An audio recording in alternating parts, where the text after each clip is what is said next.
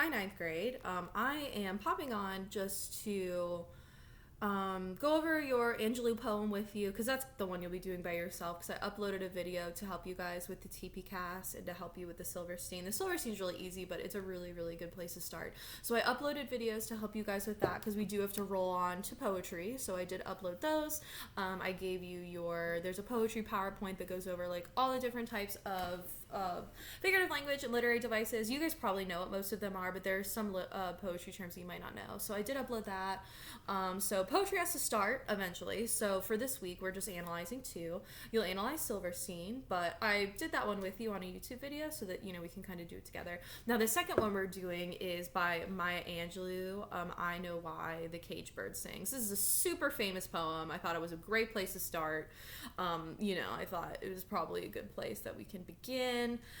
So I have to pull it up on my phone because the video does not let me do two things at once. And I found that out the hard way when I had to restart that video I recorded last week. Watson, come here. Come here, baby. He always wants to be in my videos now. He's just sitting there staring at me. Come here. Hi, baby. Here he is. Oh, hello. Hi, baby. He didn't like that. Okay, so I'll go ahead and read this poem for you. The poem is typically titled Caged Bird. I Know Why the Caged Bird Sings is the title of her book of poetry, but whatever. So when you first start your TPCASTT, you have to go over the title first. For those of you that do not know about Maya Angelou, she was a black woman, renamed herself because she was raped at 12 and she was mute for her entire childhood. So she wrote a lot of her works came from, childhood trauma. She gave herself a new name.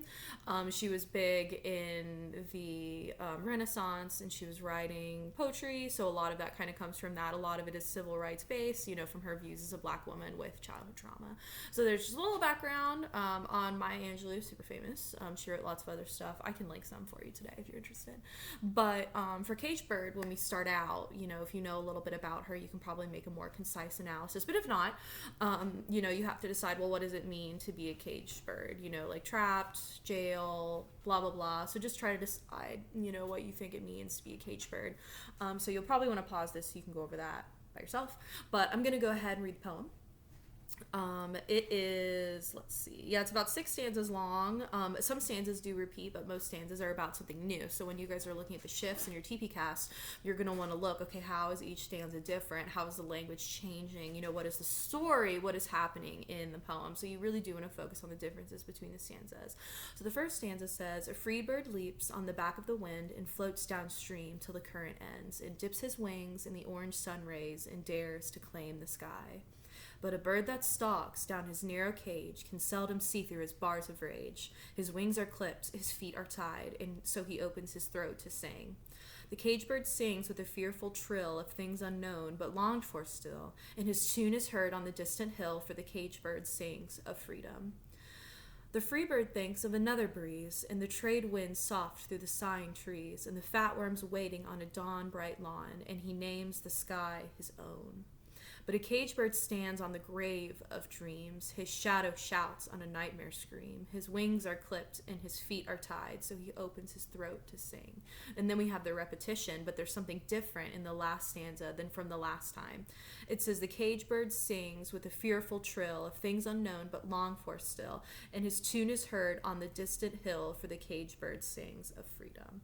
So you can tell that a really easy way to start your paraphrase is that there are two birds being represented. We have the caged bird and the free bird, so it kind of switches between the clauses. So our first clause starts out with the free bird, then we go to the caged bird, and then we have the caged bird for the third one, which is that repeated stanza, which is also repeated at the end. Then the fourth stanza, we have our free bird, and then the fifth and sixth, we have our caged bird again.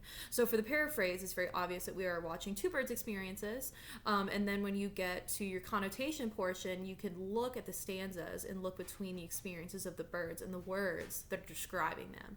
So that is like a big tip about how each bird is being characterized, is the connotation or the words that she chooses to use. Like in the first stanza for the free bird, it leaps on wind, it floats downstream, stream. It dips his wings in orange sun rays. It dares to claim the sky. So lots of positive verbs. Leaping, floating, dipping, claiming. Those are all positive, soft verbs that are being used. And then if we go to the second stanza about the caged bird, it says he stalks his narrow cage, can seldom see through the bars of rage, like I said, like prison. His wings are clipped and his feet are tied, so he opens his throat to sing. So you guys are probably figuring out why. You know, it says, I know why the caged bird sings. You're probably figuring out why. You know, it's all about using your voice when all of the other methods for you to make a difference have been taken or stripped from you. So, you know, I'm sure you're kind of making the connection. So those are just some things to help you for the beginning. It's definitely telling a message. I encourage you to do a little research on Maya Angelou. If you want to know more, I think that can always enhance your analysis. But I think the poem's fairly easy to understand, but it is long.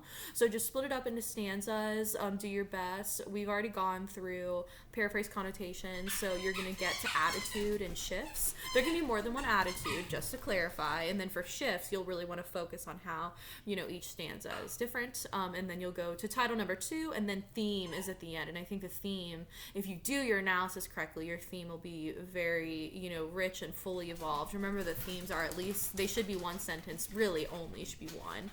They should be universal, which means they connect to the world around you. So it's not about birds, and it's not about cages, it's about the world that the author was probably living in at that time. You know, what is the lesson that she's trying to teach us? And yeah, and then it should be a lesson about the world or mankind. So I think you got this. I just wanted to pop on and kind of explain that poem a little bit. I did want to go over Romeo and Juliet as well. You guys do have your essay due on Friday at 11:59 p.m. Obviously, if you cannot get the essay to me by Friday, like, it's fine. You do need to tell me though, because if you just don't turn it in, I'm gonna be confused. So you do have to actually tell me, like, hey, can't get my essay in, you know, what do I do? And then we can work it out. But you have to contact me, because a lot of you guys are just like chilling, you know, waiting till the last day and then being, you know, super stressed. I do not want to stress you out. You know, I'm trying to do just a little bit at a time. So you guys have to make sure that if you're struggling with this essay, you have to reach out to me. You have to tell me, like, hey, could you read this? Or, hey, I'm really having problems with my counterargument. Or, hey, I feel like my thesis just isn't working. You have to reach out to me. You guys know I pretty much respond, like, always. So make sure you reach out to me. For sure. Had a rough morning with my dog, so if you sent me some messages, have not looked at them yet, but I'm about to once I get off this video.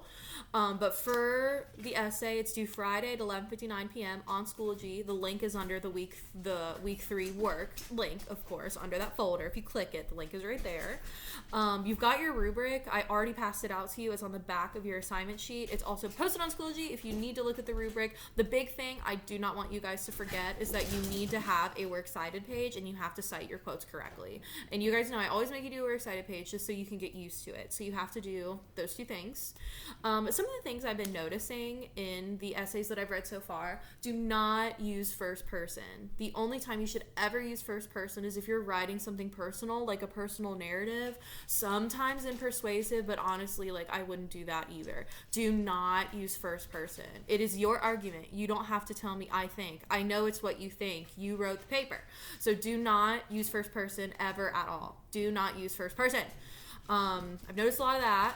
A lot of your counter arguments are either super long or super short. So you guys need to look at how you're organizing and balancing your body paragraphs. They really should be balanced. You should try to make them parallel each other. You know, they should kind of be a similar length. The essay is not very long, so you do want to do your best to make sure everything kind of looks similar. A lot of your intros look really good. You guys are doing great with the background information. A lot of your thesis statements are great.